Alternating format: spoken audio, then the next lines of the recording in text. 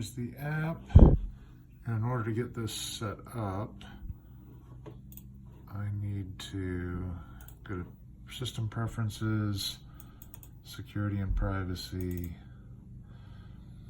and I need to type my password in here.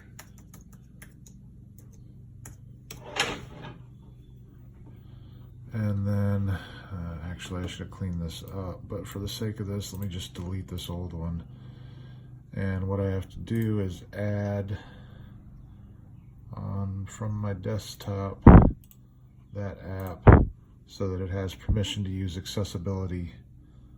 So I've got to give that app permission to use accessibility on the system. And then when I come up here and I run the app, it's going to give me a couple of messages. First, it's going to say it wants to control the Finder app. Then it's going to say it wants to control the System Events app. It only needs permission to do these things once when you first run it. Once you give it those permissions, it'll start. And I need my, hang on here a second, I need my default settings. There we go. All right. So then I'm going to set, I've measured metrics. This is for the block offset. I measured in metrics. So first it's the X setting, 51.165. These have already been fine-tuned. So the X offset, the Y offset is 51.340. And the Z offset is 22.05. Looks like I got those right. Okay, and I'm going to do a front left zeroing. You see I went overboard. I did front left, right, rear left, rear right. I don't know, many people use rear left and rear right, and I did Z only. You just pick the one you want.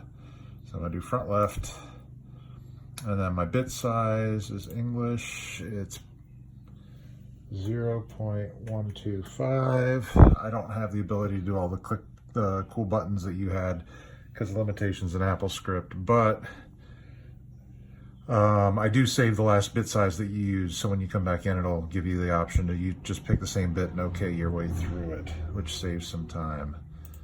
All right, then a bunch of warnings. Make sure carbide motion is running. I've got it homed. I've got it positioned. I've got the bit positioned here where it needs to be. I can go to the MDI tab and I can click in the box there and hit OK. And I added this reminder just because I always forget to hook up my ground magnet before I do this. Okay, so now we're going to say OK, and it's going to start with the zeroing. And it has the same box up here, similar, just say OK when it's done. You can see as it's doing it, it's moved over to the Y-axis.